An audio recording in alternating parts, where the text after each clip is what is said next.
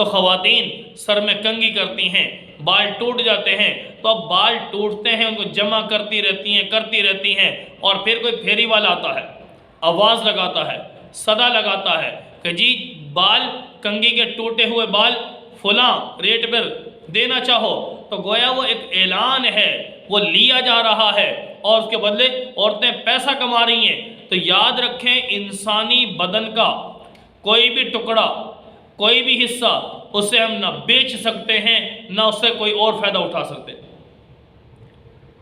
اب یہ انسانی جسم کا ٹکڑا ہے، یہ بال حصہ ہے، تو انسان کے جسم کے جتنے بھی اعضاء ہیں، ان اعضاء سے ہم کوئی دنیاوی فائدہ نہیں اٹھا سکتے۔ شرعاً یہ منع ہے، ناجائز ہے۔ آج لوگ بیچ رہے اور لوگ خرید رہے ہیں، کچھ نہ کچھ تو ان کا بن رہا ہے نا، کچھ تو کر رہے ہیں۔ انسان جو بیچنے والا ہے، ہماری مائیں، ہماری بہنیں، گھر میں رہنے والی عورتیں، ان کے لیے اس کی اجازت نہیں کہ وہ اپنے بالوں کو بیچ دیں۔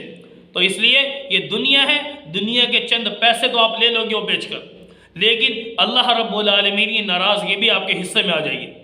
تو اس لیے کوئی بھی جسم کے بال ہیں، یہی حال نائیوں کے پاس بالوں کا اگر معاملہ ہے، وہ بال کٹنگ کرتے ہیں، ان بالوں کو بیچتے، تو بھائی ان کو بیچا نہیں جائے گا، منع ہے بیچنا۔